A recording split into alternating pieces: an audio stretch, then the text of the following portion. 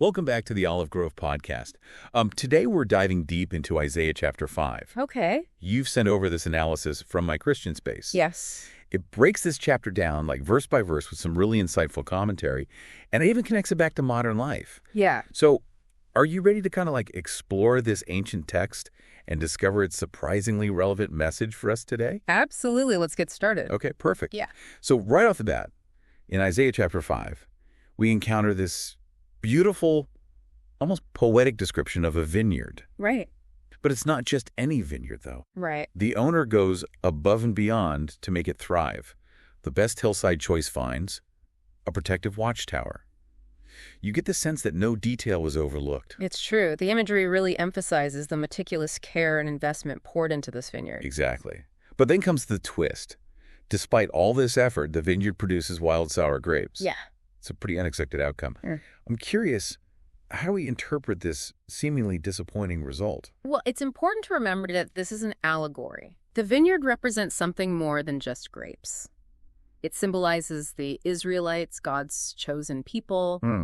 The bad fruit reflects their failure to live up to the potential God saw in them. So it's not just about literal grapes. It's about something deeper, a representation of their relationship with God. Precisely. And this sets the stage for the rest of the chapter, which explores the consequences of their actions and the complex relationship between God's expectations and human choices.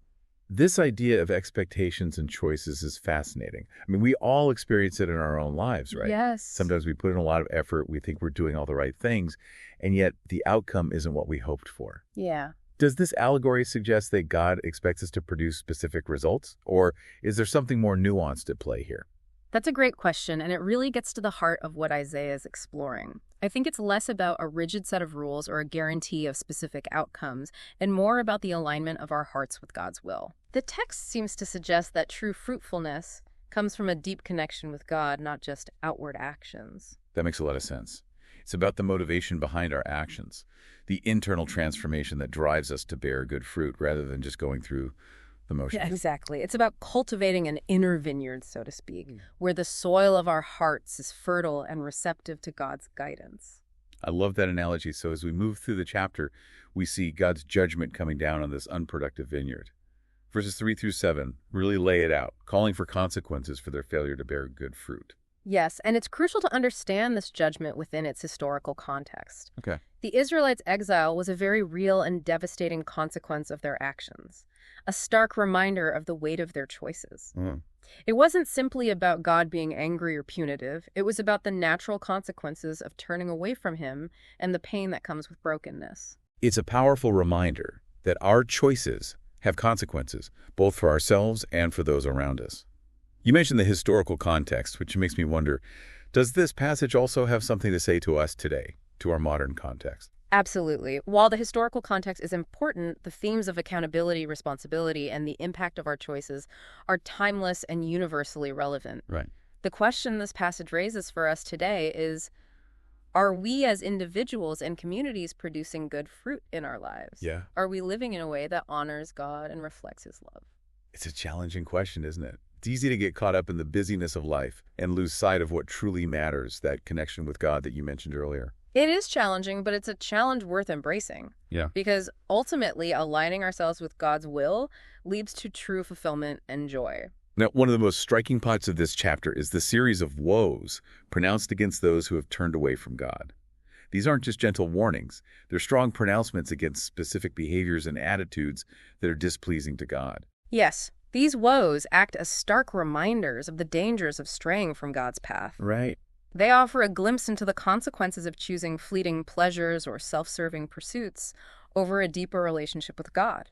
And what I find so fascinating is how relevant some of these woes are to our modern lives, even though they were written thousands of years ago. Yeah. For instance, in Isaiah 5.8, we see a condemnation of accumulating wealth and land at the expense of others. It's a powerful indictment of greed and materialism issues that are still prevalent in our society today. Right. It reminds us that true prosperity isn't measured by material possessions, but by the richness of our relationships and our commitment to justice and compassion. Then in verses 11 and 12, we encounter a woe against excessive partying and drunkenness, essentially choosing fleeting pleasures over a relationship with God. This idea of choosing instant gratification over deeper meaning seems to resonate so strongly with our modern culture, with its focus on immediate satisfaction and escapism. It's so true. This woe speaks to the danger of losing ourselves in distractions and superficiality. Yeah. It's a call to seek deeper meaning and purpose in life, to cultivate a connection with something greater than ourselves. And finally, I want to touch on Isaiah 5.20, which really jumped out at me. It condemns those who call evil good and good evil. This seems to speak directly to the moral relativism that's so prevalent in our culture today, where truth is often seen as subjective and individual. Absolutely. This woe highlights the danger of blurring the lines between right and wrong, of distorting God's intended order. Right. It's a reminder that there are fundamental truths, moral principles that transcend individual preferences. You know, it's truly amazing how these ancient warnings still hold so much weight today. It's like looking into a mirror and seeing reflections of our own struggles and temptations. It's a testament to the enduring wisdom of Scripture and its ability to speak to the human condition across time and cultures. Yeah. These woes are not meant to condemn us, but to awaken us to the potential pitfalls on our spiritual journey. So we've got this vivid picture of the vineyard, this powerful message about expectations and consequences, and this stark warnings in the form of woes. Where do we go from here in the text? Well, after laying out these woes, the chapter takes a dramatic turn, describing the intensity of God's anger and the impending judgment. Oh. It's pretty intense imagery, and it can be challenging to reconcile with our understanding of God as loving and merciful. Yes, that's something I wanted to delve into as well. Isaiah 5.25 is particularly striking in its description of God's anger blazing against his people. It's not exactly sugar-coated. It's definitely not. But it's important to remember that this imagery serves a specific purpose. Yeah. It's meant to convey the weightiness of the situation, the seriousness of turning away from God. It's a reminder that our actions have consequences and that even God's patience has its limits. It's a powerful reminder that God is not simply a benevolent force who overlooks our transgressions. He's a God of justice, and that justice demands accountability. Exactly. It's a balance, isn't it? God's love is boundless, but it's also rooted in righteousness and holiness. And that holiness demands that sin be addressed, that wrongs be made right. So how do we reconcile this image of God's anger with the idea of his love and mercy? Because right after this intense description of judgment, there's a subtle shift in tone. In verse 17, we see this image of lambs grazing peacefully after judgment, a glimmer of hope amidst the devastation. That's a beautiful observation, and it's so crucial to understanding the bigger picture here. This image of lambs grazing symbolizes the possibility of restoration, the idea that even after judgment, there's a path towards healing and peace. It's almost like a breath of fresh air after a storm, a reminder that even in the midst of consequences, there's still hope. Precisely. And this ties in so beautifully with the Christian belief in God's ultimate mercy and redemption through Jesus. Even in our brokenness, even when we face the consequences of our actions, God's love reaches out to us, offering forgiveness and a chance to start anew. So it's not just about punishment and retribution, it's about the possibility of transformation and reconciliation. Exactly. God's justice is ultimately about restoration, about bringing us back into right relationship with Him and with each other. It's a powerful message of hope, reminding us that even when we stumble and fall, God's grace is always there to lift us up and guide us back to the path of righteousness. It's a message that offers comfort, encouragement, and the strength to keep striving towards a life that honors God and reflects His love. Before we wrap up part 1 of our deep dive into Isaiah chapter 5, there's one last verse I want to highlight. Isaiah 5.24. Okay. It speaks of withered plants rejecting their source of life. What struck me about this verse is its powerful metaphorical language. It's a striking image, isn't it? And it speaks to a fundamental truth about our spiritual lives. We wither and fade when we cut ourselves off from God, our ultimate source of life and nourishment. It's like we're trying to grow in a desert, refusing the very water that could sustain us. That's a perfect analogy. We often seek fulfillment in things that ultimately cannot satisfy, neglecting the one source that can truly nourish our souls. This verse is a call to examine our priorities, to ask ourselves what truly sustains us, what gives us life and purpose. So it's about recognizing that true sustenance comes from a connection with God, from drawing on His wisdom and grace to navigate the complexities of life. Exactly. It's about cultivating a deep and abiding relationship with God, allowing His love to permeate every aspect of our being so that we can truly flourish and bear good fruit. It's about recognizing that our spiritual well-being is just as important as our physical and emotional well-being. We need to nourish our souls just as we nourish our bodies. That's such a powerful image to keep in mind. And as we delve deeper into Isaiah chapter 5, the text doesn't shy away from the consequences of ignoring God's warnings. The analysis from My Christian Space really highlights this aspect, doesn't it? It does. Verses 26 through 30 paint a rather vivid and frankly unsettling picture of judgment. It describes a powerful force unleashed by God upon those who have persistently turned away from him. Yes, it's not for the faint of heart. There's this image of a signal being sent to distant nations, almost like a military summons, calling them to carry out God's judgment. We read about sharp arrows, strung bows, horses' hooves like flint. It's all very intense and action-packed. The imagery is definitely meant to evoke a sense of awe and fear. It's a stark portrayal of the consequences of unrepentant rebellion against God. And the relentless, unstoppable nature of this judgment is emphasized through the comparison to the roaring of the sea. It's almost as if nothing can stand in its way. That's precisely the point being conveyed. God's justice is not to be taken lightly. It's a force to be reckoned with, and these verses serve as a sobering reminder of that reality. But even amidst this intense imagery of judgment, the analysis from My Christian Space points to a glimmer of hope. Yes, there's a fascinating detail in verse 30 where darkness closes in and light is obscured. And this connects to the crucifixion of Jesus. Now that's an unexpected twist. It is, isn't it?